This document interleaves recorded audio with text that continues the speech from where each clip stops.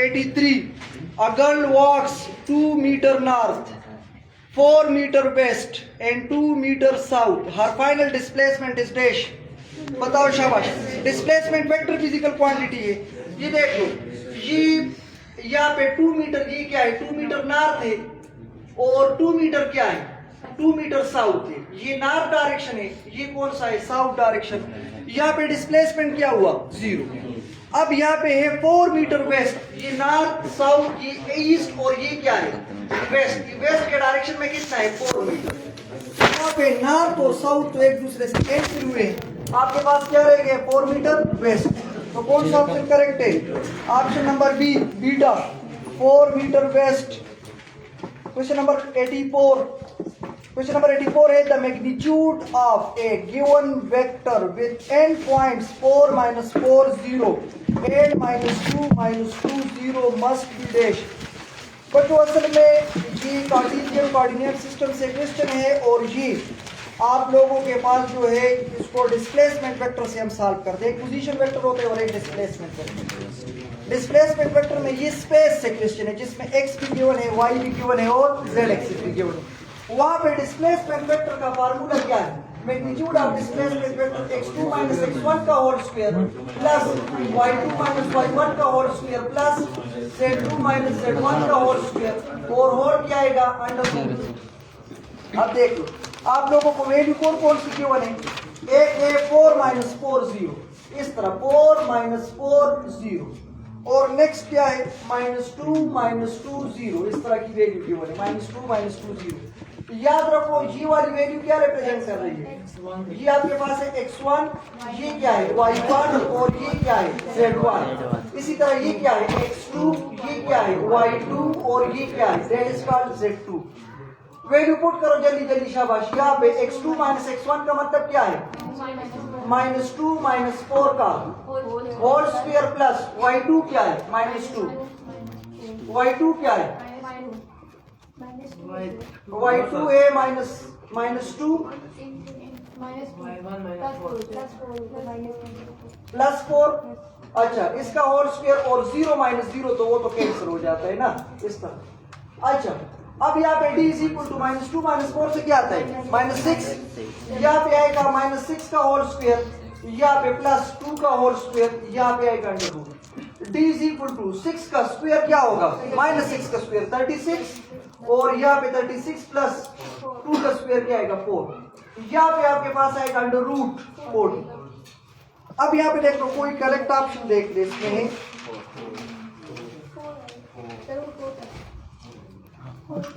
आप लोग इस 40 को देख के 40 को हम इस तरह लिख सकते हैं 4 multiplied by 10। 4 multiplied by 10 is equal to 40। अच्छा 4 का अंडर रूट क्या है 2 और यहाँ पे आएगा 10। तो करेक्ट ऑप्शन कौन सा है 2 under root 10, option number D delta. वही समझ आ गई? Yes sir. कौन सा फार्मूला यूज करेंगे डिस्प्लेसमेंट वेक्टर वाला। डिस्प्लेसमेंट वेक्टर में फिर क्या है स्पेस, x भी है y भी है और z भी। तो x2 minus x1 whole square plus y2 minus y1 whole square plus z2 minus z1 whole square. अच्छा next question number 85। The expression of 1 by under root 2i plus 1 by under root 2j, I J क्या represent कर रहे हैं unit vector. अच्छा इस expression, ये expression क्या represent कर रहे हैं यूनिट वेक्टर रिप्रेजेंट कर रहे हैं, नल वेक्टर रिप्रेजेंट कर रहे हैं, vector of magnitude under root 2 represent कर रहा है या स्केलर। तो इस एक्सप्रेशन का आप लोग इस तरह करेंगे मैग्नीट्यूड फाइंड करें। यहाँ पे देखो क्वेश्चन है 1 by under root 2i plus 1 by under root 2 और यहाँ पे क्या आएगा j। ये i और j यूनिट वेक्टर है जस्ट रिप्रेजेंट डायरेक्शन। इसका मैग्नीट्यूड फाइंड करने के लिए वो यहाँ पे आएगा 1 बाई अंडर रूट 2 का whole square plus 1 by under root 2 का होल स्क्वायर और यहाँ पे क्या आएगा 1 by under root 2 1 by 2 plus क्या आएगा 1 बाई 2, यहाँ पे एलसीएम ले लो 2 तो ये क्या आएगा 1 प्लस 1 2 बाई 2 से क्या आता है 1। ये कौन सा वेक्टर है जिसका मैग्नीट्यूड 1 का बराबर होता है यूनिट वेक्टर। तो आपके पास ये एक्सप्रेशन जो है 1 by under root 2i plus 1 by under root 2j क्या रिप्रेजेंट कर रहा है यूनिट वेक्टर।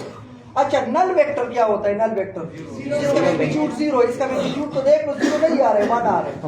अच्छा question number 86। If A is equal to 4i minus 3j and B is equal to 6i plus 8j, then magnitude and direction of A plus B will be dash. अब याद करो, यहाँ पे आपको दो vectors given है। एक है वेक्टर A, वेक्टर A कितना है 4i minus 3j, और वेक्टर B क्या गिवन है, vector B is equal to 6i plus 8j given है। स्टेटमेंट को गौर से सुनो। Then magnitude and direction of A plus B, तो सबसे पहले A प्लस बी फाइंड करो, फिर A प्लस बी का मैग्नीट्यूड फाइंड करो, फिर इसके बाद इसका डायरेक्शन फाइंड करना है। तो सबसे पहले A प्लस बी ले लो। A प्लस बी होगा 4i minus 3j plus 6i plus क्या होगा 8j। देख लो A प्लस बी से क्या आ रहा है 4i प्लस 6i को ऐड करो, यहाँ पे क्या आएगा 10i minus 3j plus 8j से क्या आएगा 8 माइनस 3 से क्या होता है 5, तो यहाँ पे आएगा plus 5j।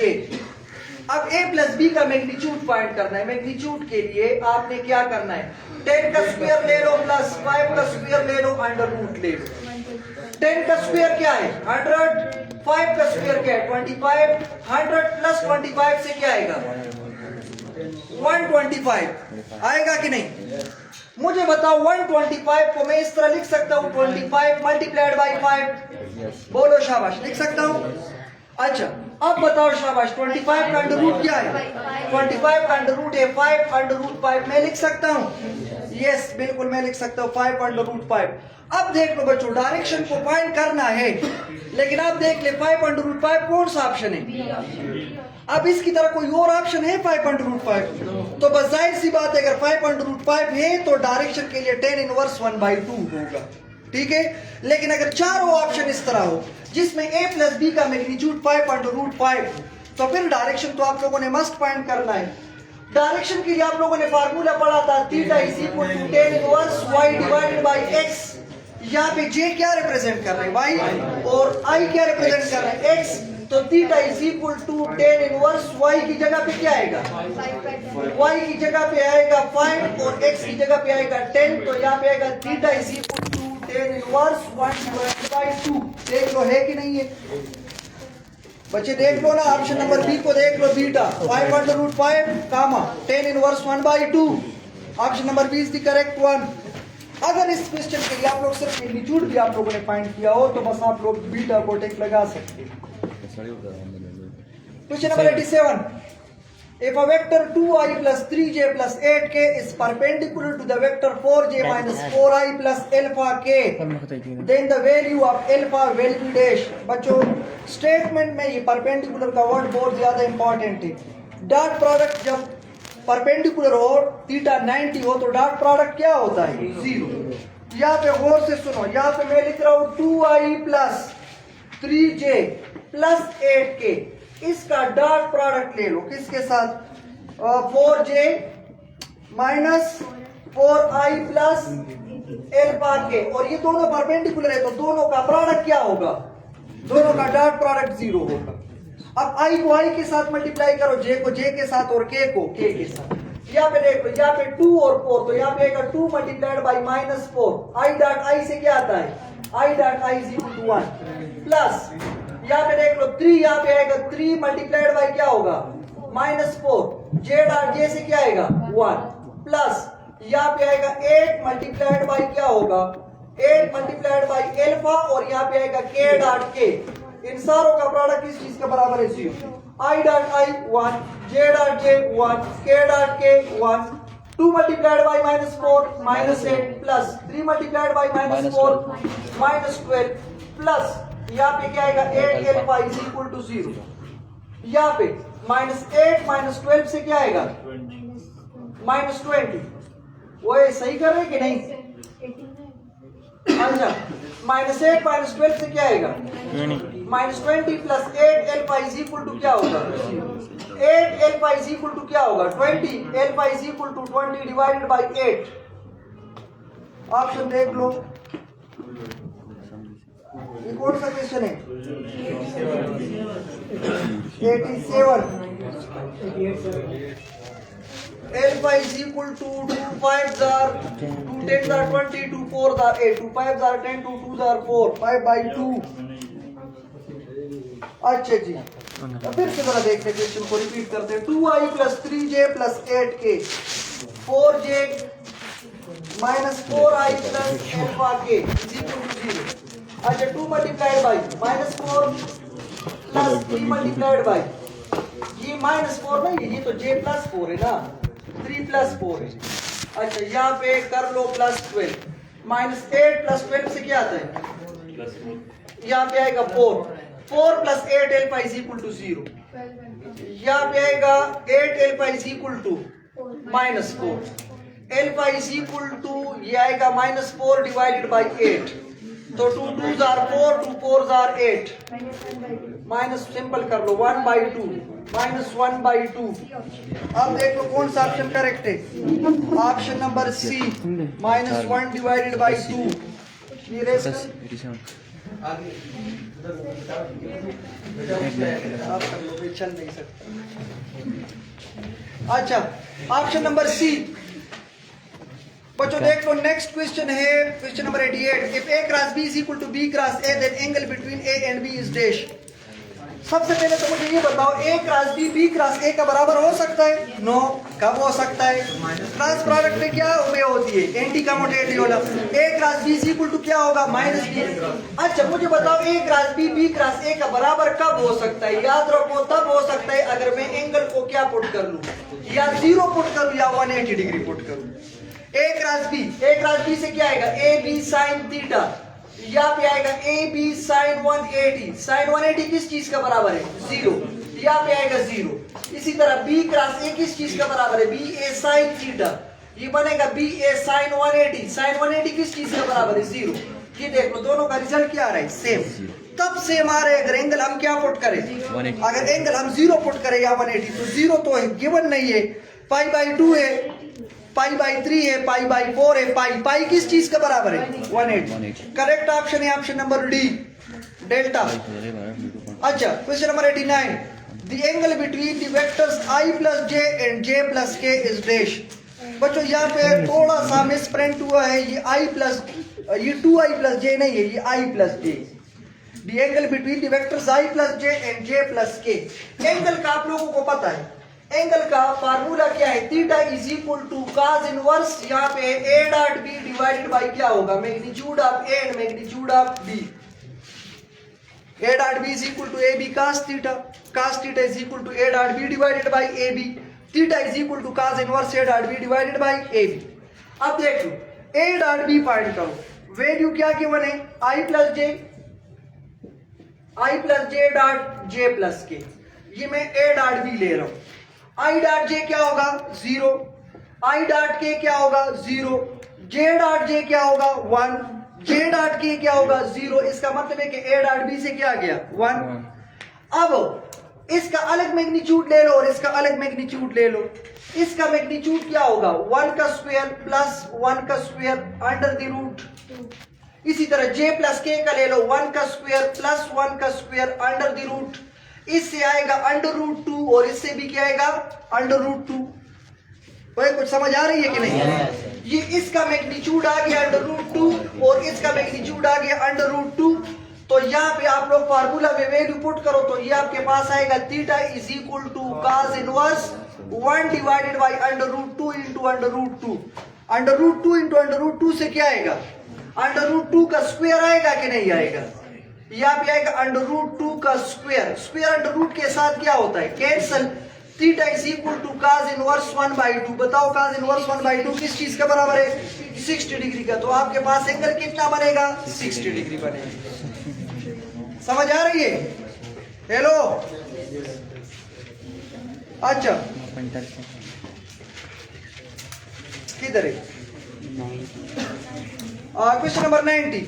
Which of the following is the possible sum of 3 unit and 7 unit? बताओ 3 यूनिट और 7 यूनिट का पॉसिबल सम क्या होगा? तो एक मैक्सिमम होता है और एक क्या होता है? मैक्सिमम. आप लोग इस तरह करो कि 3 के साथ 7 को ऐड करो तो क्या आएगा? 10. और 7 से 3 को माइनस कर लो तो क्या आएगा? 4. अब देख लो 4 और 10 के बीच में कौन लाइन करता है? इसका शॉर्टकट क्या था? Resultant vector when greater than और equal to minimum and when less than और इक्वल टू. शॉर्टकट था कि नहीं था? ये आपके पास क्या आ गया? मैक्सिमम. और ये आपके पास क्या है? मिनिमम. तो कौन सा ऑप्शन करेक्ट है बता दो शाबाश। कौन सा पॉसिबल सम है? Option number D. इसमें इस तरह के क्वेश्चन भी आ सकते हैं, which of the following is not a possible sum. कौन सा पॉसिबल सम नहीं? अच्छा बिल्कुल। Question number 91, I cross J cross K is dash. यहाँ पे देखो आई क्रॉस जे क्रॉस के। बच्चों मैंने आपको बताया था, यहाँ पे आपके पास आई, ये जे और ये के। आई क्रॉस जे क्या बताएगा? के। जे क्रॉस के क्या बताएगा? आई। और के क्रॉस आई क्या बताएगा? जे। तो यहाँ पे देखो जे क्रॉस के किस चीज का बराबर है? आई। और आई क्रॉस आई किस चीज का बराबर होता है? एग्जैक्टली 0 का बराबर होता है। कौन सा ऑप्शन करेक्ट है? सी। अच्छा question number 92, if a is equal to minus I minus j then theta lies in dash quadrant। minus I minus j का मतलब क्या है? ये x, ये x प्राइम, ये y और ये y प्राइम, ये फर्स्ट, ये सेकंड, ये थर्ड और ये फोर्थ। ऐसा कौन सा क्वाड्रेंट है जिसमें x भी नेगेटिव है और y भी नेगेटिव है? Third quadrant. Question number next, if a cross b is equal to c then c is dash। अगर a क्रॉस b c का बराबर है, यहाँ पे देखो ये आपके पास a और ये क्या है? b है। अगर a क्रॉस b किस चीज का बराबर है? c का बराबर है। तो याद रखो ये वेक्टर c जो है ये a को भी परपेंडिकुलर है और b को भी परपेंडिकुलर है। जिस तरह आप लोगों ने टार्क पे पढ़ा था, tau is equal to r cross f। Torque किस चीज को परपेंडिकुलर होता है? r को भी परपेंडिकुलर है और f को भी परपेंडिकुलर है। कौन सा ऑप्शन करेक्ट है? सी। अच्छा question number 94, if a cross b is equal to a dot b then theta is dash। Cross और डॉट कब बराबर होते हैं? ये देखो मैंने लिखा है a cross b is equal to a dot b। a cross b बराबर होता है a b sin थीटा और a dot b बराबर होता है a b cos theta. a b के साथ क्या हो जाएगा? कैंसिल। cos थीटा को इधर ले आओ तो ये बनेगा sin theta by cos theta is equal to 1। sin theta by cos theta किस चीज का बराबर है? Tangent theta is equal to 1। Theta is equal to tan inverse of 1 किस चीज का बराबर है? Theta is equal to tan inverse of 1 45 degree का बराबर है। कौन सा ऑप्शन करेक्ट है? Option number B. और जो question number 95, a cross b plus b cross a is equal to dash. ये देख लो लिखा है a cross b, magnitude of a cross b plus b cross a। इन दोनों का मैग्नीट्यूड क्या होगा? बच्चों याद रखो ये 0 होगा। a क्रॉस b से कुछ आएगा कि नहीं? और a क्रॉस b बराबर होता है माइनस b क्रॉस a का। तो ये दोनों एक दूसरे के साथ क्या होते हैं? कैंसिल। अब यहाँ पे इंपॉर्टेंट चीज ये नोट कर ले कि यहाँ पे मैंने एक ऑप्शन लिखा है 0। अच्छा इसके साथ अगर इस तरह का ऑप्शन आ जाए तो क्या वो करेक्ट होगा? नो, क्योंकि मैंने मैग्नीट्यूड की बात की है। यहाँ पे मैग्नीट्यूड के लिए 0 होगा। ये वाला क्या रिप्रेजेंट कर रहे हैं? Null vector. नल वेक्टर नहीं होगा। ऑप्शन नंबर ए करेक्ट है। चलो जल्दी जल्दी बोलो शाबाश। Dot product of two vectors will be maximum at an angle of a dot b is equal to ab cos theta. 0 पे डॉट प्रोडक्ट क्या होता है? मैक्सिमम। अच्छा बोलो, if f is equal to 10 Newton I then fx is dash and fy is dash। बच्चों असल में कह रहे हैं कि 10 न्यूटन I मतलब x एक्सिस पे 10 न्यूटन का फोर्स लग रहा है। तो बताओ x कंपोनेंट वाला फोर्स क्या होगा? x कंपोनेंट का फोर्स क्या है? fx is equal to f cos theta. fx is equal to यहाँ पे 10 न्यूटन और क्या आएगा? cos 0। cos 0 किस चीज का बराबर है? 1 10 न्यूटन। y एक्सिस को देख लो, वो बराबर f sin theta. fy is equal to 10 Newton, यहाँ पे आएगा sin 0। sin 0 बराबर है 0 का, तो y एक्सिस वाला फोर्स क्या होगा? 0। मुझे ऑप्शन बताओ कौन सा ऑप्शन करेक्ट है? Option A 10 Newton and 0 Newton.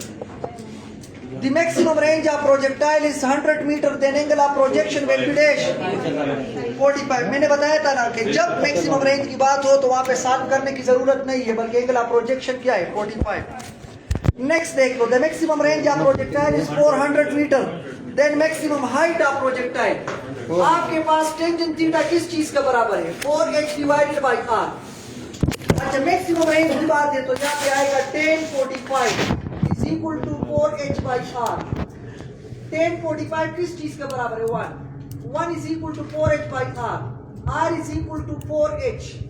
h is equal to r by 4। r कितना है? 400 बाई 4 से क्या आएगा 100। कौन सा ऑप्शन करेक्ट है? ऑप्शन ए।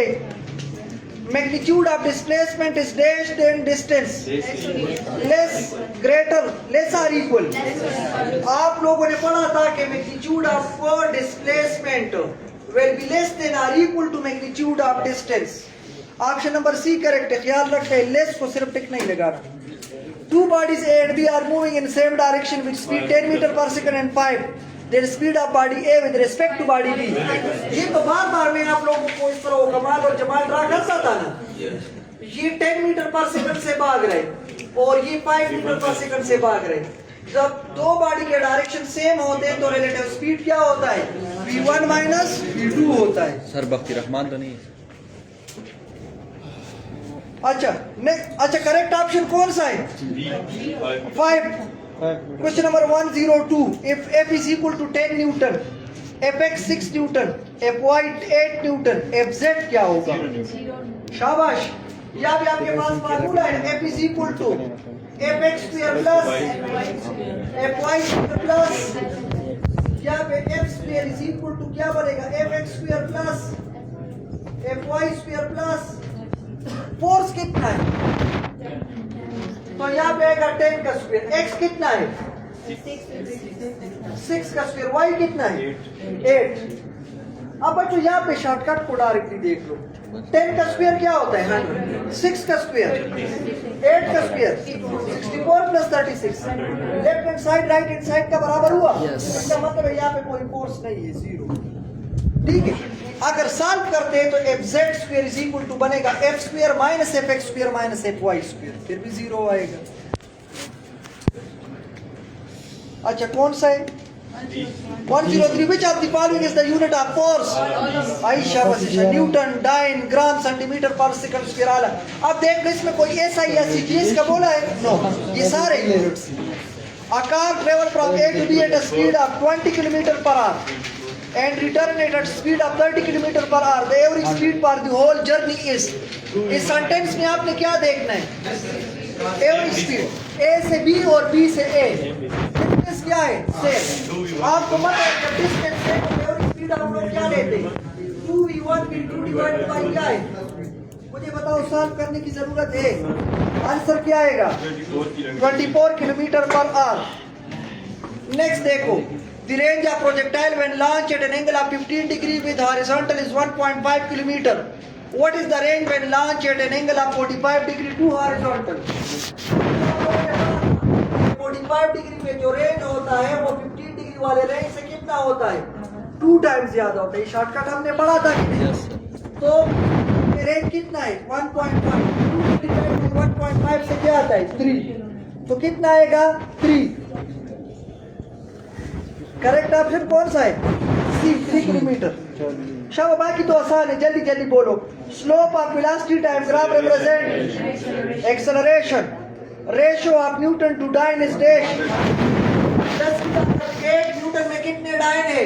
10 पावर 5 डाइन। तो newton divided by dyne is equal to 10 power 5 ratio 1। कौन सा ऑप्शन करेक्ट?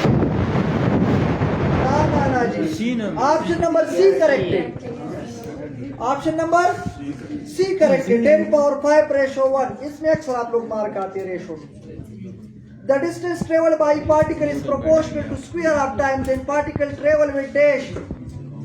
बच्चों ये बहुत इंपॉर्टेंट स्टेटमेंट है। ये पुराने टेस्ट का एक क्वेश्चन है कि the distance travel by particle is proportional to square. इसका मतलब ये कि s is directly proportional to t square. ये बता रहे कि नहीं बता रहे? ये बता रहे ना। अच्छा, आप लोगों ने सेकंड इक्वेशन ऑफ मोशन पढ़े s is equal to vit plus half at square.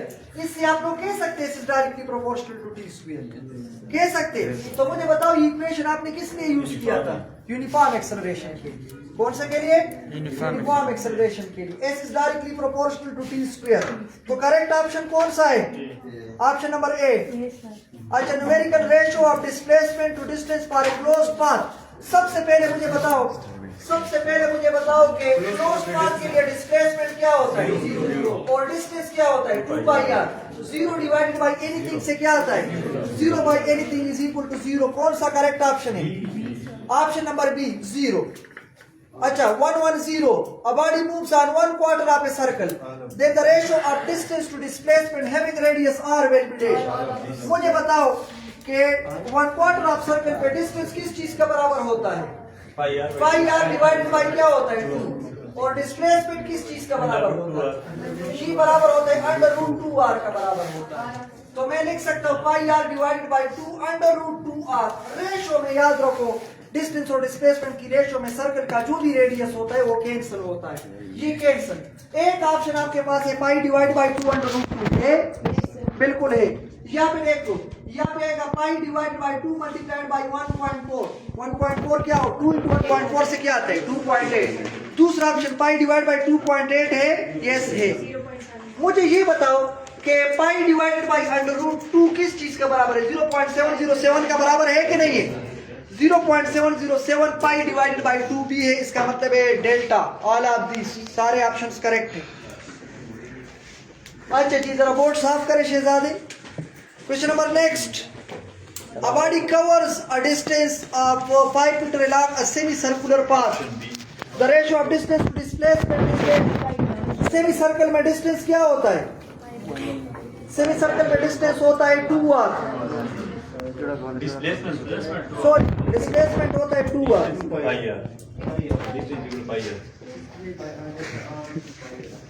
Distance क्या होता है? पाई r. आपका अच्छा, मैं क्या बता रहा था? Question number, a body covers the distance of 5 meter along a semicircular path. The ratio of distance to displacement, distance और displacement की रेशियो फाइंड करनी है।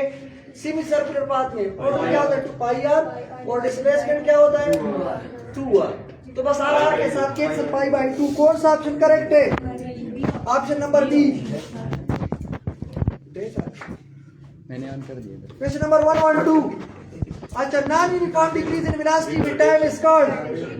अच्छा, इसके साथ विद टाइम लिखना चाहिए, ठीक है। Non uniform decrease in velocity with time, फिर ये पूरा सेंटेंस बनेगा। इसको कहते हैं deceleration, retardation, both and B. No, इसको रिटार्डेशन कहते हैं। इसको variable decrease in velocity with time भी कहते हैं। अच्छा, ये ग्राफ जो है ये हाथों से बना हुआ है। ये लिखा है कि फॉर एग्जांपल अगर आपके पास ये ग्राफ है डिस्प्लेसमेंट और टाइम का, लेकिन ग्राफ लाइन इस तरह है, ये क्या रिप्रेजेंट कर रहा है? इसका मतलब है कि स्लोप बराबर होता है del Y by del X का। यहाँ पे टाइम कांस्टेंट है, टाइम में चेंज नहीं आ रहे, तो ये पॉसिबल नहीं है। यहाँ पे स्लोप क्या होगा? अनडिफाइंड। तो मैंने आपको बताया था स्लोप पॉजिटिव भी हो सकता है, नेगेटिव भी हो सकता है, जीरो भी हो सकता है और अनडिफाइंड भी हो सकता है। बच्चों जरा देख के, particle is projected at 60 degree to the horizontal with kinetic energy के। The kinetic energy at highest point is this. Highest point का मतलब समिट नहीं है।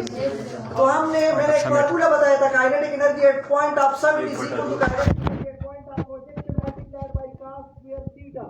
शॉर्टकट था कि नहीं था? Kinetic energy at point of projection को कैसे रिप्रेजेंट किया है? cos square 60। बताओ cos 60 किस चीज का बराबर है? 1/4। cos स्क्वायर 60 किस चीज का बराबर है? 1/4। ये बनेगा k डिवाइडेड बाई 4। समझ आ रही है? अच्छा जी बच्चों, क्वेश्चन नंबर 115 में जरा मुझे बता दे, ratio of maximum height to square of the total time of light. मैंने आपको बताया था h is equal to gt square by 8 है कि नहीं? यहाँ पे आएगा h divided by t square is equal to g by 8, और ये 10/8 का भी बराबर है, और ये 5:4 का भी बराबर है। Both A and B, B and C, या कोई इस तरह लेटर मटर चीजें तो नहीं। सिर्फ आप लोगों को कंफ्यूज करने के लिए मैंने 5:2 भी लिखवाया था, ठीक है। ये g/8 सिर्फ इसका करेक्ट ऑप्शन है, और इसका 10/8 भी आ सकता है, 5:4 आ सकता है, 5:2 नहीं आ सकता। अच्छा, अगर ये क्वेश्चन इस तरह होता कि ratio of maximum height to square of time of summit is dash, वो फिर g/2 है। वो क्या है? g/2। अच्छा, horizontal velocity of projectile will be increase, decrease, remain same. Horizontal velocity of projectile will always be remain same, ये same रहती है। For elastic collision small e will be dash. सबसे पहले मुझे बताओ what is the small e? Coefficient of distribution. और आपने पढ़ा था coefficient of distribution relative speed after collision divided by relative speed before collision. और बच्चों आप लोगों ने स्टेटमेंट में क्या होना इलास्टिक कोलिजन में रिलेटिव स्पीड आफ्टर और बिफोर क्या होते हैं सेम, तो इसकी रेशो क्या आएगी 1, करेक्ट ऑप्शन है 1, मे बी 0 और 1 ना 1, अच्छा वो less than greater than 0 less than 1 वो फिर पार्शियली इलास्टिक है नहीं इलास्टिक। ठीक है बच्चे जी, चलिए बहुत बहुत शुक्रिया।